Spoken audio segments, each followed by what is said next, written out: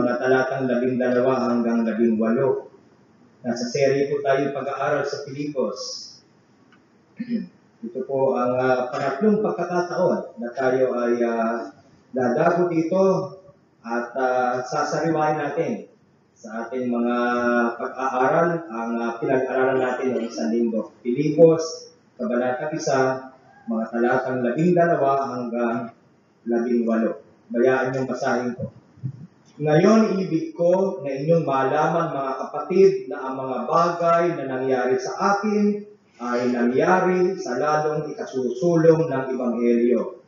Ano pat, ang aking mga tagatala kay Kristo ay nahayag sa lahat ng mga bantay ng pretoryo at sa mga iba't iba pa.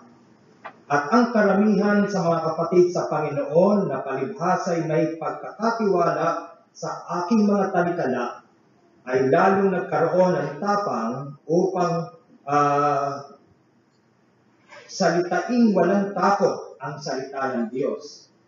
Tunay na ipinangangaral ng iba si Kristo sa kapanaghilian at sa pakikipagtalo at ng mga iba naman sa mabubuting kalooban.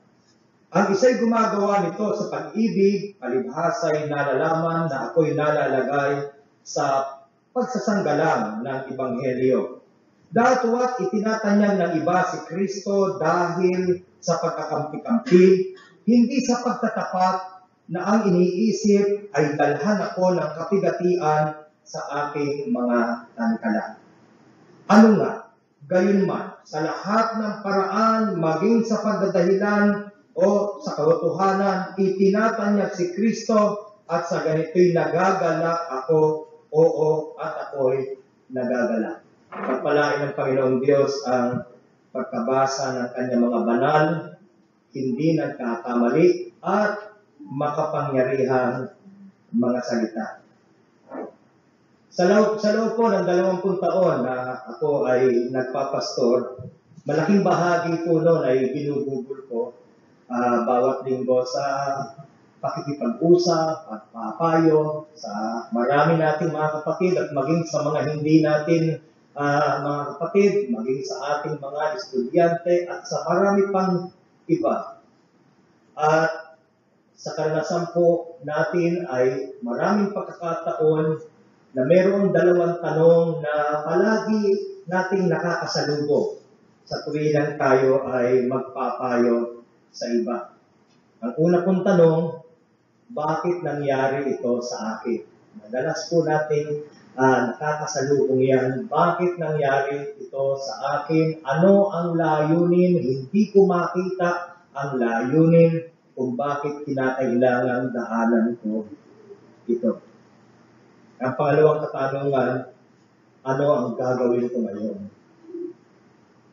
Bakit nangyari sa akin ito? Hindi ko makita kung ano ang dahilan, kung ano ang layunin. And indirectly, ito'y tanong na pumapatungkol sa ating Panginoong Diyos. Bakit ginawa ito ng Diyos sa atin? At hindi ko makita ang karunungan, hindi ko makita ang layunin ng Diyos. Bakit hinayaan niya, hinahintulutan niya, niluog niya na mangyari ito sa akin? At ano ang gagawin ko ngayon? Ang sagot po doon sa tanong na yon ay nakabatay sa kung ano ang hinahanap mo at kung ano ang nakikita mo. Sa marami pong pagkakataon, tumitingin tayo sa maling lugar kaya hindi natin makita ang tamang kasagutan. Sa maraming pagkakataon, kagaya po ng halimbawa ng isang whiteboard na maglagay ka ng isang maliit na tuldok at saka mo tatanungin sa iyong audience kung ano ang nakikita nila. At sa maraming pagkakataon, ang isasagot nila, nakikita ko ang isang malaking itim na tuldok. Gayong maaari lang piliin at sabihin, nakikita ko ang isang malaking whiteboard na may maliit na itim na tuldok. Yun ang nais ko na pag-aralan natin ngayon sa liwanag ng banal na kasulatan. Nais natin na tularan si Apostol Pablo sa kung paano niya tinanaw ang mga kaganapan sa kanyang buhay. Isang bagay ang hindi natin maitatanggi. Ang sabi ng talatang 18, ano nga, gayon man, sa lahat ng paraan, maging sa pagdadahilan o sa katotohanan, itinatanyag si Kristo at sa ganito'y nagagalak ako, oo, at ako'y nagagalak. Ito ang pinili ni Apostol Pablo na damdamin, ito ang pinili ni Apostol Pablo na pananaw, nakatagpusan ng dahilan upang magalak sa gitna ng lahat ng mga karanasan na nangyayari sa kanya na hindi lihid sa atin, yamang ito ay tinalakay natin noong isang linggo. Nang sabihin niya sa talatang 12, ngayon ibig ko na inyong maalaman. That is very, very interesting sapagkat yun sinili pa natin ang mas malalim at ang ibig sabihin ng inyong malaman, ginosko sa wikang Grego, na ang ibig sabihin ay inyong matutunan mula sa ating karanasan. Yun ang layunin ni Apostol Pablo. Gusto ni Pablo na may matutunan ang mga taga-Pilipos sa pamamagitan ng kanyang karanasan. Nalalaman niya na maaaring mayroong papapala, maaaring mayroong benepisyo sa mga kausap niya ang kanyang dinadaanan. And so therefore, hindi nangyayari na nagkataon lamang, hindi siya produkto ng aksidente, hindi siya produkto ng kamalasan. Yung nangyayari sa kanya ay mayroong partikular na mabuting layunin na maaaring maging pantulong sa mga mananampalataya sa Pilipos. Dahil dito, meron siyang kagalakan. At ang encouragement niya sa mga taga-Pilipos at ang encouragement natin ngayong gabi sa ating lahat ay ang patuloy tayong magalak kayong lagi sa Panginoon. Muli kong sasabihin, mga galak kayo. Pilipos Kabanatang 4, ang talata ay 4. Kung meron mang nag-iisa sa lahat ng sirkumstansya, sa lahat ng kalagayan, ang atas sa atin ng banal na kasulatan ay ang magkaroon ng pananaw at diwa at damdamin ng kagalakan. Yamang nalalaman mo na marunong ang Diyos na nasa likod ng lahat ng pangyayari. Kung meron mang isang bagay na hindi mo dapat ikagalak, ay iyon ay tayo ay bumabagsak sa kasalanan. Ang haring si David ang siyang nalalangin, ibalik mo, restore the joy of my salvation. And what is the context of that prayer? In Psalm chapter 51, he committed a grave sin against his God. Yun ang nag-alis ng kanyang kagalakan.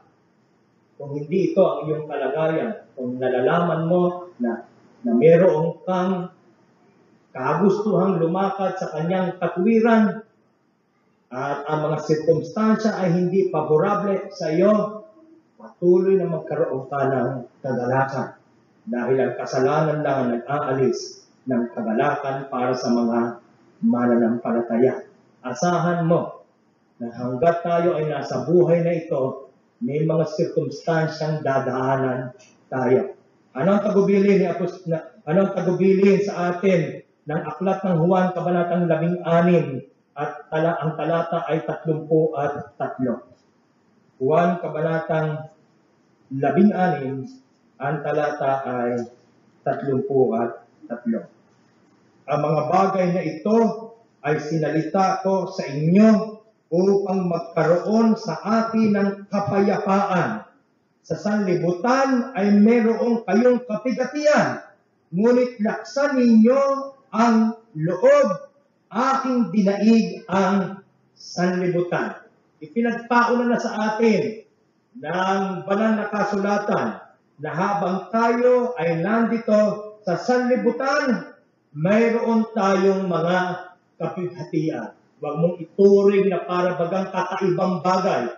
Kung ikaw ay nagdadaan sa isang mabigat na sirkumstansya ngayon, habang tayo ay nabubuhay sa mundong ito, meron tayong sirkumstansya na dadaanan. Maaaring iba ang sirkumstansya mo sa sirkumstansya ko, but just the same, walang isang mananampalataya, walang isang tao for that matter, kahit ang hindi mga mananampalataya ay dumadaan sa mabibigat na sirkumstansya. Anong encouragement ang meron tayong mga mananampalataya? Ang mga sirkumstansya na dinadaanan natin, gaano man ito kabigat, ay gumagawa para sa ating ikabubuti. Ang sirkumstansya na dinadaanan ng hindi kumikilala sa Diyos ay gumagawa sa kanyang ikasisira. That's the very big difference between a believer and a non-believer who is going through a particular circumstance. Gayunpaman, may iba-ibang dahilan kung bakit tayo dumadaan sa sirkumstansya. Tinataka nating sagutin yung tanong, bakit nangyayari sa akin ito? Ano ang layunin ng Diyos? Bakit dumadaan ako dito? Bakit nga ba ang bawat isa ay kinakailangan dumaan sa sirkumstansya? Ang unang posibleng kadahilanan ay dumadaan tayo sa mga sirkumstansya kapag tayo ay nabibigo na ating alamin at ating i-discover kung ano ang mga kasalanan na nangyayari sa atin. Kagaya ng ating pag-aaral kaninang umaga, ang kasakiman ay isang kasalanan na hindi madaling aminin nino man, sapagkat sa maraming pagkakataon ni ikaw hindi mo alam na ikaw ay nakakaranas na ng kasakiman. Basahin po natin ang isang talata. Dito po sa aklat ng unang Korinto, kabanatang 11, simula po sa talatang 31. We suffer because we fail to judge sin in our lives. Kung tayo ay nagpapatuloy sa buhay na ito, na ating sinasadyang kalimutan, na tayo ay lumalabag sa kalooban ng Diyos. Ang Diyos sa kanyang pag-ibig sa atin ay hinahayaan tayo na magdaan sa mga mabibigat na sirkumstansya. Ito po ang sabi ng unang Korinto, kabanatang 11, mga talatang 31 at 32. Dalawat, kung ating kilalanin ang ating sarili, hindi tayo hahatulan. Datatuwat, kung tayo hahatulan, ay pinarurusahan tayo ng Panginoon upang huwag tayong mahatulang kasama ng sanlibutan. Ang Panginoong Diyos po ay may paraan ng pag-uusap sa kanyang mga anak. Pinag-aralan natin kaninang umaga na ang sanlibutan, ang mga di sumasampalataya ay nasa ilalim ng puot ng Diyos. Wala na tayo doon. Yung puot ng Diyos ay ibinato na at ibinigay na sa ating Panginoong Hesukristo. That's why, kaya nga, ang isa sa pinakamabisa at makapangyarihang paraan upang tayo ay tumakas sa paggawa ng kasalanan ay yung muli nating sariwain sa ating isip kung ano ang dinaanan, kung ano ang dinala, kung ano ang naranasan ng ating manunubos para sa atin. Yung galit at puot ng Diyos na ukol sa ating mga makasalanan ay ibinigay sa Kanya. Siya ang hinampas, siya ang sinaktan, siya ang dinalamhati para sa atin. Wala na tayo sa puot ng Diyos. Ngunit dahil siya ang ating Ama, yamang tayo ay sumampalataya sa Kanya. Hindi niya pahihintulutan na tayo ay patuloy na lumakad sa kalikuan. Makakatagpo mo ang Diyos somewhere down the road. Sasalubungin ka ng Diyos at ipaaalala niya sa iyo na hindi iyan ang dapat mong lakaran. Kung meron mang isang pinakamatinding kasalanan ang nagagawa ang mga anak ng Diyos, ito ay ang paglimot sa Diyos. Paglimot sa salita ng Diyos, paglimot sa pakikipag-ugnay sa Diyos, paglimot sa kanyang Panginoon na sinasabi niyang kanyang iniibig. At hindi papayag ang ating Ama sa langit na manatili tayo sa gayong kalagayan. You know what? Dapat ipagpasalamat natin yun eh. Every time you come to the church to hear God's message, God is reminding you that you may already be neglecting. Maaaring nakalilimot ka na. Maaaring na isa-isang tabi mo na siya. And that is a good thing. Ginagawang ka ng mabuti ng Diyos. Huwag mo tigasan ang iyong puso kapag ka ang Diyos ay nangungusap sa iyo. Iniiwas ka ng Diyos sa lalong malaking kabiguan. You know what? Hindi ba magandang illustration si Jacob? Jacob worked for Rachel, the woman that she loved, that she really loved. Am I right? Mga Bible school teachers, Sunday school teachers. Ang talagang iniibig ni Jacob ay si Rachel. Di ba? How long did Jacob work? You know? For Rachel. 7 years. Siya ay nagtrabaho sa ilalim ng ama ni Rachel na si Laban for 7 long years. Matiyaga siyang naghintay. Ang tunay na pag-ibig, matiyaga at handang maghintay. Amen, Brother Jomel? Praise God. Praise God, praise God. Simple ang filosofiya, mga kapatid. Kung hindi kayang maghintay ng isang lalaki, ng 4 na taon, mahaba-haba ang married life. Hindi lang 4 na taon. 5 taon, 6 na taon, 10 taon, 20 taon, until death do us part. Amen? Kung ang isang lalaki, o for that matter, isang babae, ay hindi gayak maghintay ng maikling panahon, at madali siyang bumibigay, kaya sandali ng kanyang damdamin sa maikling panahon, anong katiyakan na kapag ka ang isang tao ay natalian na sa pamamagitan ng basbas ng kasal, ay magagawa niyang magtatapat sa lalong mahabang panahon. Nakukuha ko ninyo ang lohika? And so, we have many examples in the Bible.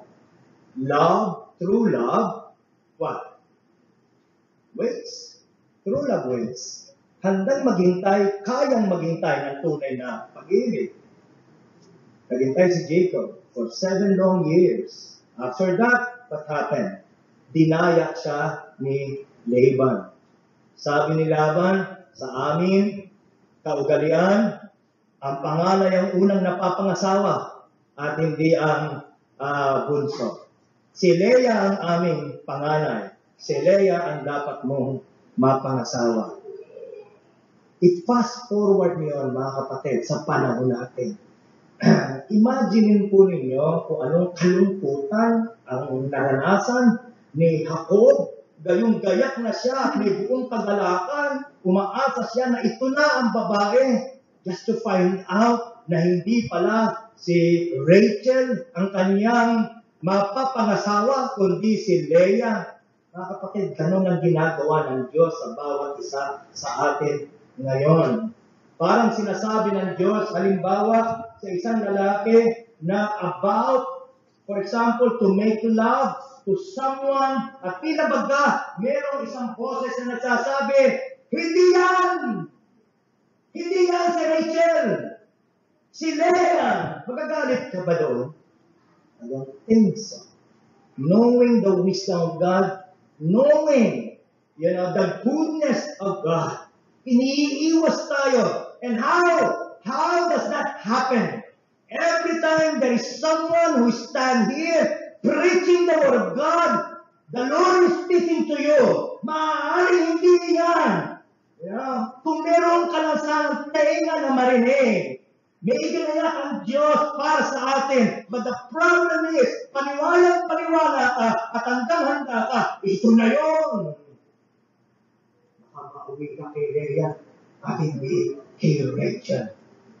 Oh, brother, may sumisigaw sa atin ngayon. Nangungusap ang Diyos sa atin. Hindi lamang sa tinig ng isang nangangaral ng kanyang mga salita, malakas din ang tinig ng mga kabiguan at sirkumstansya na dinadaanan natin. Bakit ko kinakailangan magdaan dito? Anong layunin ng kabiguan at mabigat na sirkumstansyang dinadaanan ko? Anong gagawin ko ngayon? Unawain mo. Kilalanin mo na ang Diyos mo ay marunong. Kilalanin mo. At siyasatin mo ang iyong sarili. Maaaring sa kalooban ng puso ko, meron akong nagre-rebelding puso. Pusong matigas na ayaw kailanin sa marunong at mabuting kalooban ng Diyos. Amen? That is, a reminder to all of us. Marami tayong mga kabataan. That is a reminder to you. Minsan ay nasabi ko sa aking may bahay, nung kami nagbabiyahe mula sa pagsundo kami, or going to the school, sabi ko sa kanya, what is, a bad marriage, compared to a happy singlehood? Mga kapatid, minsan namamali tayo ng tanaw. Makapag-asawa lang ako. Nalulungkot ako. Na hanggang ngayon, wala pa rin biyenan. Pasko na naman, wala pa rin biyenan. Mga kapatid, hindi mo naman alaman lahat. Alam ng Diyos. Alam ng Diyos. Pinapangarap mo na makapag-asawa tayo, halimbawa sa mga kabataan. Hindi mo naman alam kung anong kauuwian mo. Kaya pagka minsan mainam na nagtatanong din sa mga nagdaan na doon, sa mga nabigo, sa mga nakaranas ng dagok sa buhay, sila ay tutulong sa inyo mga kabataan na lalong makita na mas maluwanag ang dinaraan. Aren't you glad our God is a God of second chances? Yan yung encouragement na meron tayo mga kapatid. Ako po ay nabigo. Ngunit salamat Panginoong Diyos, binibigyan mo ako ng bagong pagkakataon. Ngunit hindi palaging gayon sa buhay ng bawat isa. Sometimes, you will have to suffer the consequences of your wrong decisions for the rest of your life.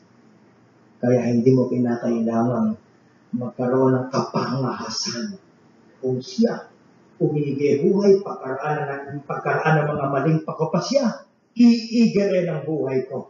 Kung ikaw ay pinaalalahanan na ng Diyos ngayon, huwag mong baliwalain ang kanyang mga paalala. Kung nakakaranas ka ng kabiguan ngayon, maging malakas ang tinig nun na nangungusap sa iyo. Ang pangalawang posibleng dahilan at sagot nun sa tanong, bakit dumadaan ako sa sirkumstansya? Anong layunin nito? Anong gagawin ko mula dito? Maaaring tayo ay nagdadaan sa mga sirkumstansya upang patatagin at palalimin ang ating ugat, ang ating pananampalataya. Malinaw yan na itinuturo ng banal na kasulatan sa Roma Kabanatang 5. Ang mga talata ay 3 at 5. Roma Kabanatang 5. Ang mga talata ay 3 at 5.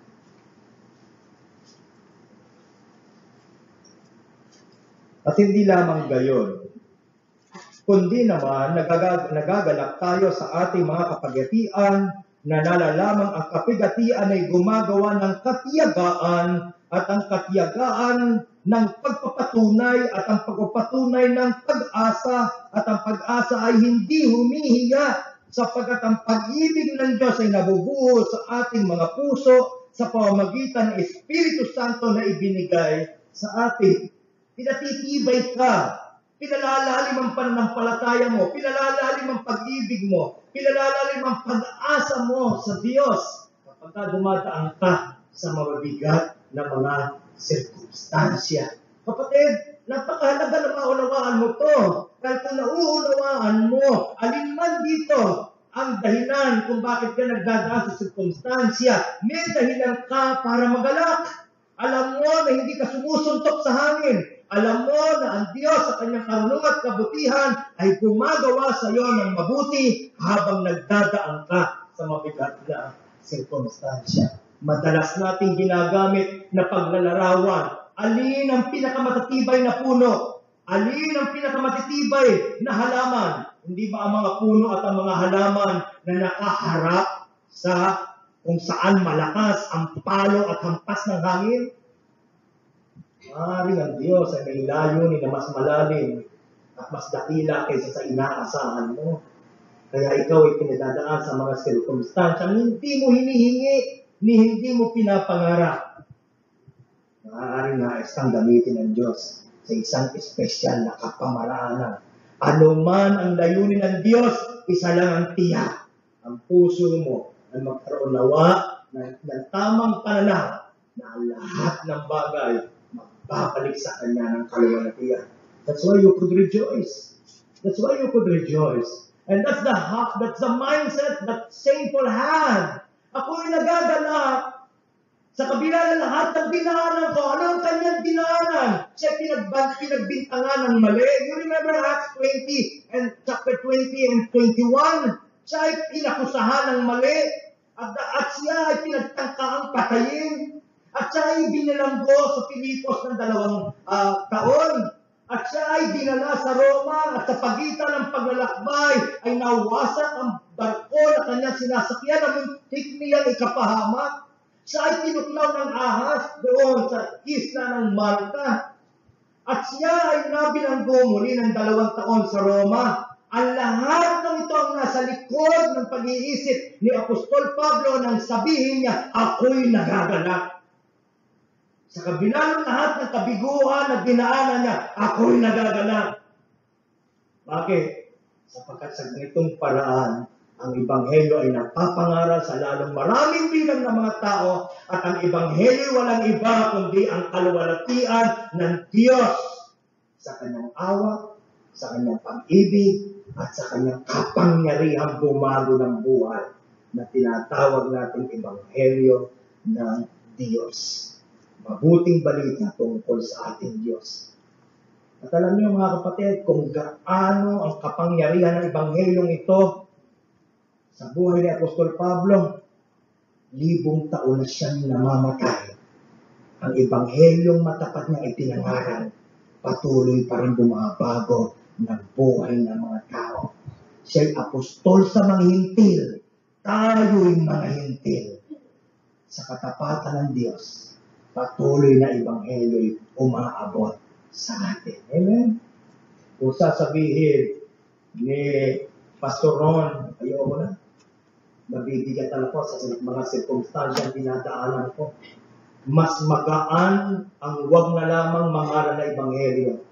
Hindi mo alam kapatid kung ilan ang mga tao na sana'y maaabot ng salita ng Diyos. Ilan ang mga tao na ang buhay ay mababago. Ilan ang mga tao na walang pag-asa, makakasumpong ng pag-asa. Dahil merong isang tao na nagsasabi at naniwala, mabuti ang ginagawa ng Diyos sa buhay ko. Oh, brethren, pinatitibay tayo ng Diyos. At hindi ka titibay kung ikaw ay ilalayo sa mabibigat ng mga sirkumstansya. Mga pagsubok na ito ang nagbabalil sa atin sa Diyos. Ang mga pagsubok na ito ang nagtuturo sa atin umasa at magtiwala sa Diyos at hindi sa ating mga sarili. We all know 2 Corinthians chapter 1 and the verses 8. Let us now go to 2 Corinthians chapter 1 and the verses is 8. Hindi namin ibig na kayo di makaalam mga kapatid na tungkol sa mga kapigatian namin na nangyari sa Asya, na kami ay totoong nabigatan, na higit sa aming kaya, ano pat kami ay nawala na ng pag-asa sa buhay. Oo, kami nagkaroon sa aming sarili ng hatol sa kamatayan, upang huwag kaming magkatiwala sa aming ding sarili, kundi sa Diyos na bumubuhay na maguli sa mga patay. So we can bless, we would appreciate it even more. For we would not, brethren, have you ignorant of our trouble which came to us in Asia, that we were pressed out of measure, above strength, in so much that we despaired even of life. Nandun ka ba sa ganong kalagayan? Parang nawawalan ka na ng pag-asa sa buhay. Despaired even of life. Verse 9. But we had the sentence of death in ourselves, that we should not. What's the purpose? So that we should not trust in ourselves, but in God, which raiseth the dead.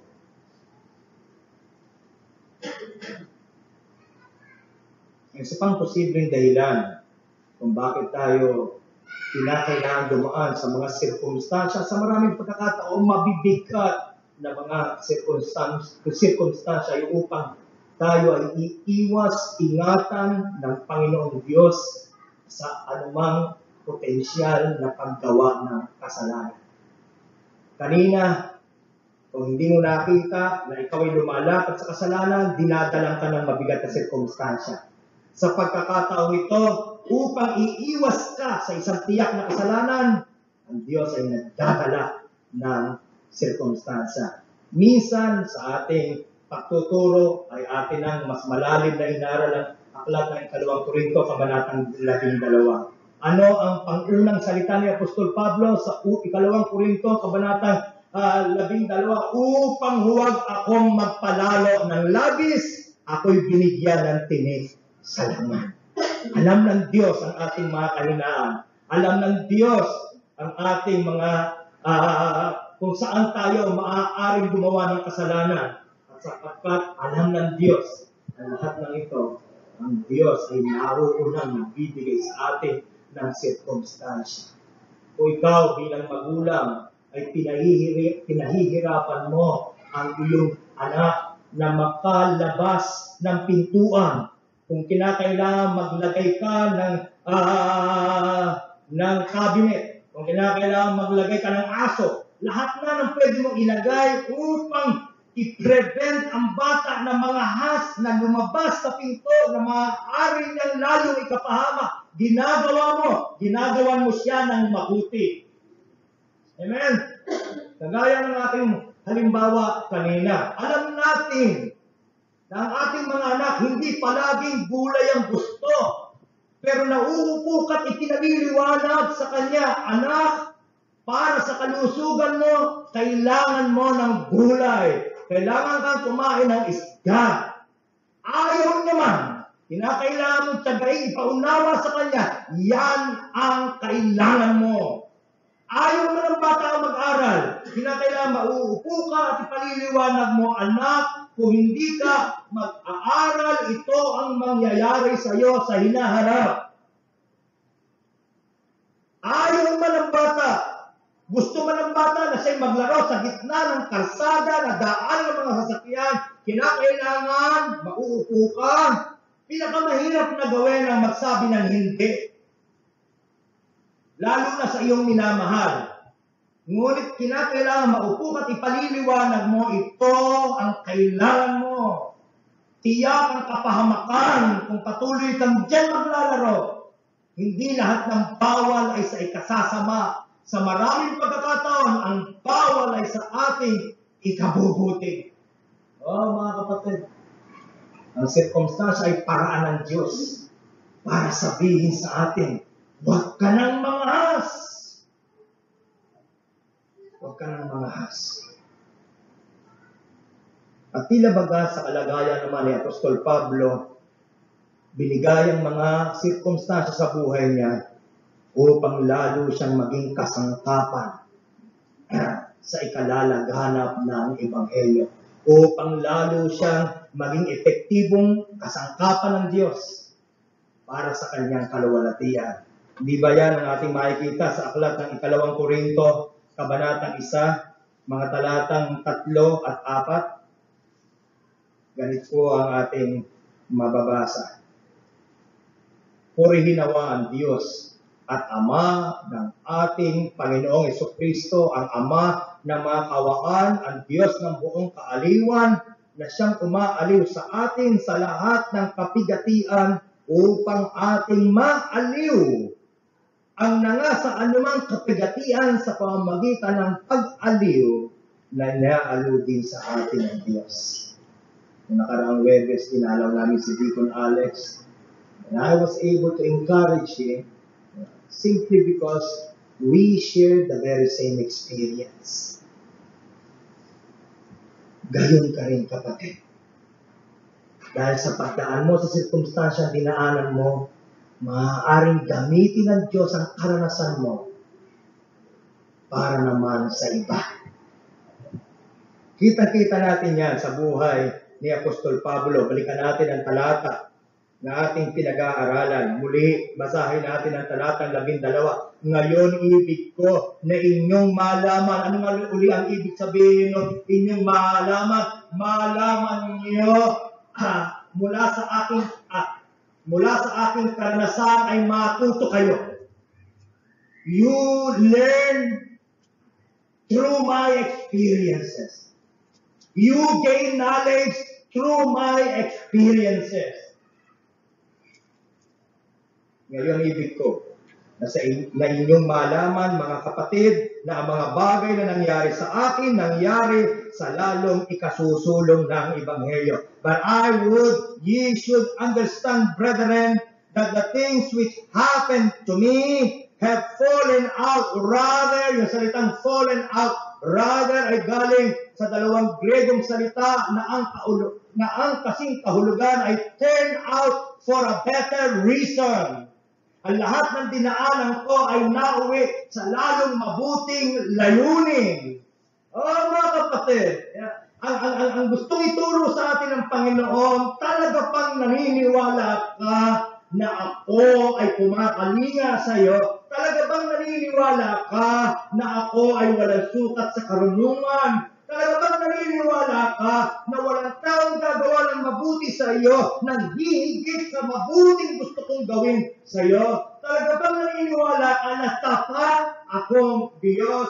Kung naniniwala ka, maunawaan mo na ang sirkumstansyang dinadaanan mo ay uuwi sa lalong mabuting layunin.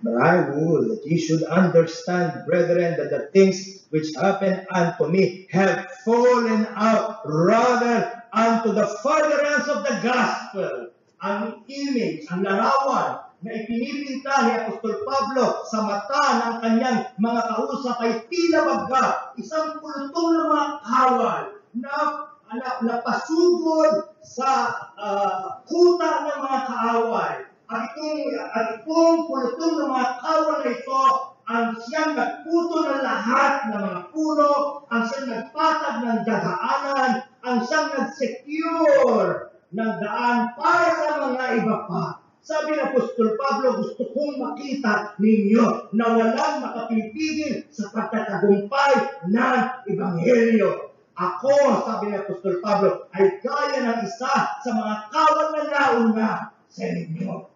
Ako ang naghahanda ng daan para sa inyo. At walang maaaring makapigil at makahadlang sa pagtatagumpay. Ito ang larawan. Isang pulutong ng mga kawal na pasugod sa kuta ng mga kaaway na walang pwedeng pumigil, na walang pwedeng humadlang. Mga kapatid, tiyak ang tagumpay sa buhay ng bawat isa sa atin at sa buhay ng ating iglesia at sa buhay ng komunidad ng mga mananampalataya. Sapagkat ang ating Panginoon na siyang ating Pangulo ay mapagtagumpay. Kung nauunawaan mong lahat ito, hindi ka dapat nakawan ng kahit anong sirkumstansya dinadaanan mo ng kagalakan. Kung alam mo that God is for you, kung malinaw sa isip mo na ang Diyos ay gumagawa ng isang bagay para sa iyo, mapait yung proseso. I could still remember, maaaring si Lilibet na aking kapatid ay may malinaw na memorya nung panahon kami ay mga bata. Kung papaano ako'y nagpupubigla sa tuwing isusubo sa akin ang aspilet. May buong gilas at tapang na ating nilalabanan ng ating ina dahil ayaw kong isubo sa akin ang mapait na aspilet. Maaaring hindi mapait para sa inyo, ngunit ng mga panahon na yon, ito'y napaka-pait para sa akin. At kung papaano kinakailangan lahat na magpapasok ng grade 1 ay magpapatingin sa doktor at bibigyan ng bakuna. At kung papaano ay nag-iskandalo sa buong ospital, tumatakbo ko ayaw kong pahabol sa doktor. Ang mga nurse, lahat ay tinatangkang hulihin ako, hindi ako pahuhuli ng buhay. Dahil para sa akin, masikip ang ineksyon. Isa lang nagbibigay sa akin ng katiyakan na hindi ito para sa aking kasasama. Ang haplos ng aking ina, ang yakap ng aking ina, sa mura kong gulang na hindi ko maunawaan ng maraming mga bagay, bakit ako kailangan saktan, bakit ako kinakailangan dumaan sa prosesong ito, ang aking ina ay buong katiyagaan na nagsasabi, anak, para sa iyo yan. Mga kapatid, I want to encourage each and every one of you. Hindi mo kinakailangan maunawaan ang lahat para ka magkaroon ng kagalakan. Makilala mo lang na ang Diyos mo ay na makapangyarihan at mabuti ay para sa iyo. We always say God is good and all the time. Now that is a very challenging statement, for all of us. Masarap sabihin ang mga kadagang, ang aking Diyos ay mabuti sa lahat ng panahon at sa lahat ng panahon, ang aking Diyos ay mabuti kung malusog ang ating katawan. Masarap ipagsigawan na ang Diyos ay mabuti sa lahat ng panahon at sa lahat ng panahon, ang Diyos ay mabuti kung ang aking trabaho ay umuunlad, kung aking buhay ay umuusad. Madaling sabihin at masarap awitin na ang Diyos ay mabuti sa lahat ng panahon kapag ang aking pamilya ay buo. Masarap sabihin na ang Diyos ay mabuti kapag meron akong perang pambayad ng lahat ng mga bayarin. Masarap sabihin na ang Diyos ay mabuti sa lahat ng panahon. Siya ay mabuti kapag ang lahat ng aking mga kaibigan ay tumatalinga at nagpapahalaga sa akin. Pero mga kapatid, alam natin sa karanasan, hindi laging gayon. Alam natin na sa totoong buhay at sa totoong karanasan, may mga panahon na ang ating katawan ay hindi malusog. Sa totoong buhay, alam natin na maraming mga pagkakataon na ang mga pamilya ay nagkakawatak-watak. Alam natin na sa totoong buhay, hindi palaging sa ating trabaho tayo umuunlad. May mga pagkakataon tayo'y nawawalan ng trabaho. May mga pagkakataon wala tayong pera na pambayad ng ating mga bayarin. May mga pagkakataon na ang ating mga inaasahang mga kaibigan ang siyang unang umiiwan sa atin. Ang hamon, mga kapatid, pagka dumating ang gayong mga pagkakataon, isisigaw mo pa rin kaya? Hindi dahil napipilitan kang isigaw, kundi kagaya ni Apostol Pablo, lahat na nangyari sa akin, gayon man ako'y nagagalak. So, ang ating sasabihin ng may kagalakan, God is good all the time. All the time, God is good. Because He is. He is good. You see? Ang totoong kagalakan ay hindi lang kakaling sa ating pagtanggap mula sa Diyos ng lahat ng gusto natin. Hindi iyon ang pinanggagatingan ng ating kagalakan. Dahil sa karanasan, alam natin hindi lahat ng gusto natin ay nakukuha natin. Ang tunay at matibay na saligan ng tumatagal na kagalakan ay ang kaunawaan ng Panginoong Diyos. Ano mang binibigay mo sa akin, di ko man gusto. Yung gusto ko, ayaw mo ibigay. Yung ibinigay mo, di ko gusto. Gayon pa man alam ko na kung galing sa kamay mo, ito'y mabuting bagay. Every good gift comes from above. Amen? Ito po ang hamon sa bawat isa sa atin.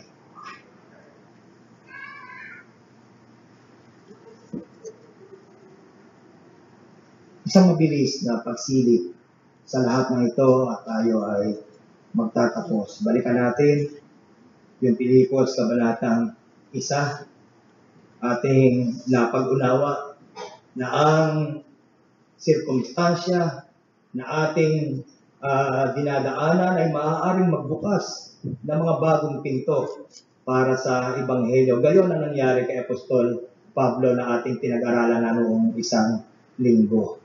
Siya ay natali, kasama natin talikala, kasama ng mga sundalo Romano. Itong mga Romano na ito ang siyang kinasangkapan ng Diyos upang ang narinig nila kay Apostol Pablo sa loob ng 2 taon ay siya namang ibalita nila sa iba.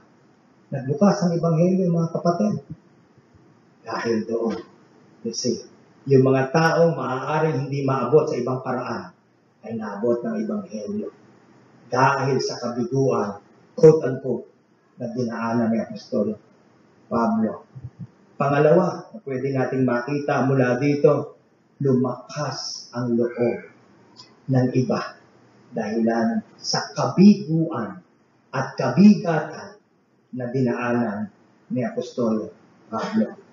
Balikan natin muli ang ating binabasa sa Pilipos, Kabanatang 1, muli sa talatang 12. Ngayon, ibig ko na inyong malaman, mga kapatid, na mga bagay na nangyari sa akin ay nangyari sa lalong ikasusulong ng Ebanghelyo, na anupat ang aking mga talikala kay Kristo ay nahayag sa lahat ng magabantay sa pretoryo at sa mga iba't iba pa. At ang karamihan sa mga kapatid sa Panginoon, palibas ay may pagkakatiwala sa aking talikala ay lalong nagkaroon ng tapang upang salitain walang takot ang salita ng Diyos. Ang katapangan, ang matibay na pananampalataya, nakakahawa. Oh, mga kapatid, kung papaanong ang panlalamig ay nakakahawa, ang katapangan at matibay na pananampalataya ay nakakahawa. Kapatid, nawa, ikaw ay maging kasangkapan ng Diyos upang lalong maraming tao ang hindi lang lumapit sa Diyos, kundi magpagamit sa Diyos. Paano nakahawa si Apostol Pablo? Pagkat nakita ng karamihan na patuloy siyang nagkaroon ng kagalakan sa gitna ng kanyang kabigatan.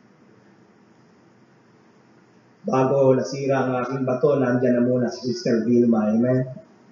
Ilan sa atin ang hindi lumakas ang loob na harapin ang sarili nating sirkumstansya.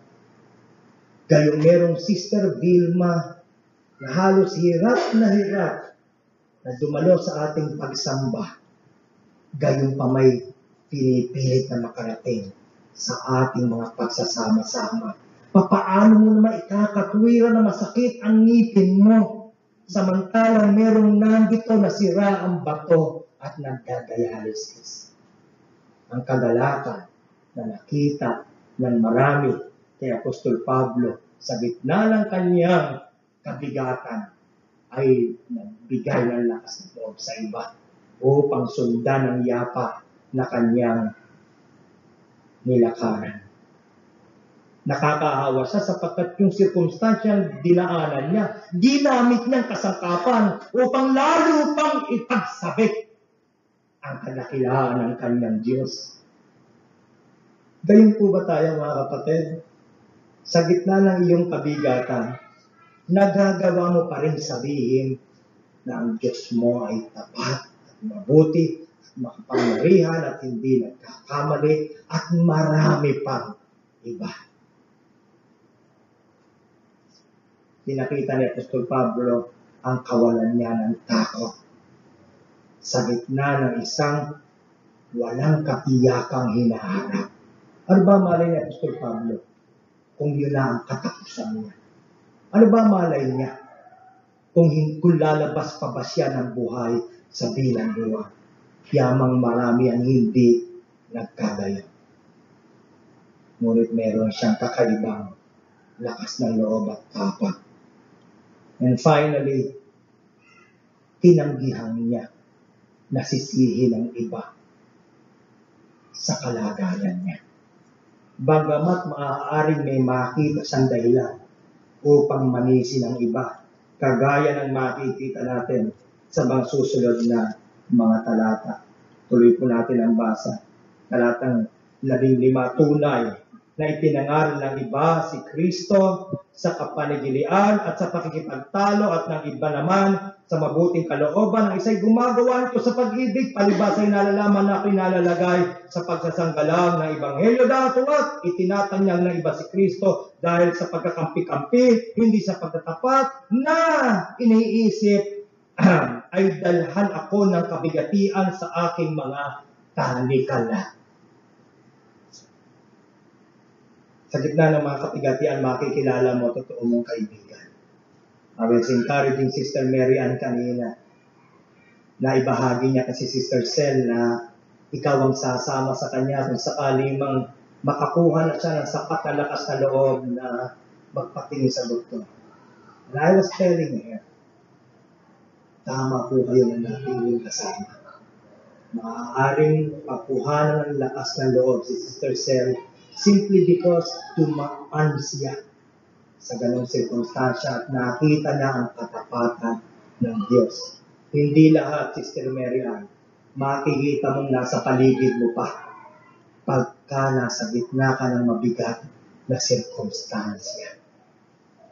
Sa kalagayan ni Apostol Pablo, sinamantala ng marami yung kanyang pagkakabilanggo na magsalita ng masasakit at mapanirang bagay laban sa kanya.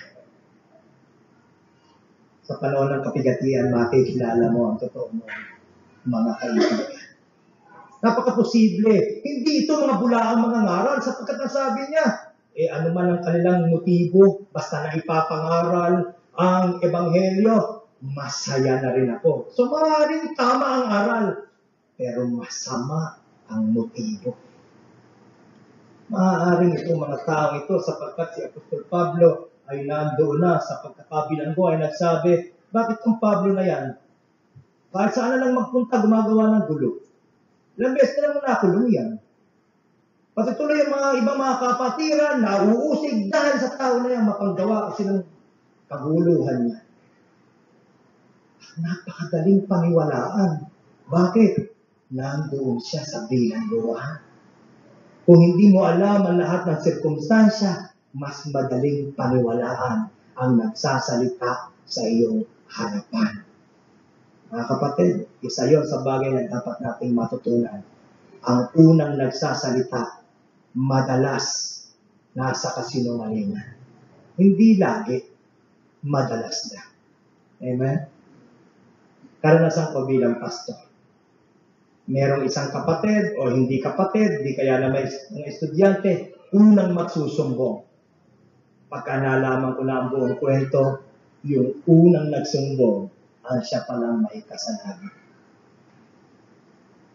Kaguluduluhan mga kapatid, sa panahon ng mga sirkumstansya, nalalaman mo sa sarili mo kung ano talaga ang mahalaga para sa iyo. Paano kung alisan ka ng hanap buhay? Papaano kung iwanan ka ng iyong minamahal? Papaano kung hindi mo matagpuan ang iyong minamahal? Papaano kung buong panahon mo nang aawitin? Ikaw ba si Mr. Right? You know? Paano kung hindi na siya dumating? Sa panahon po ng kabigatan, malalaman mo, ano ba talaga, ultimately, ang mahalaga para sa akin. Nang inalis na ang lahat kay Apostol Pablo, ang kanyang salita, gayon man ako'y magagala. Acts chapter 20. Maliwanag ang kanyang salita, yan, abayaan yung iwanan ko sa inyo ang talatang ito. At lahat ng mga gawa, kabanatang 20.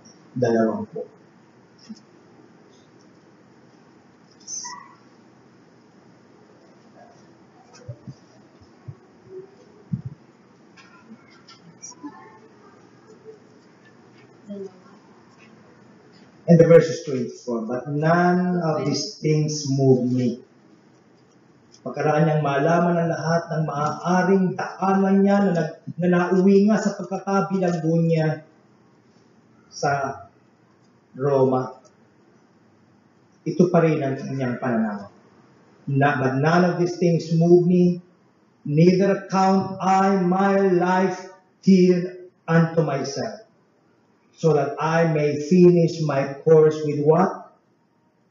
With joy. Oh, mahalaga kapatid, na hindi tinitiis mo lang at tinatsaga mo lang ang buhay pananampalataya. There is no living testimony there.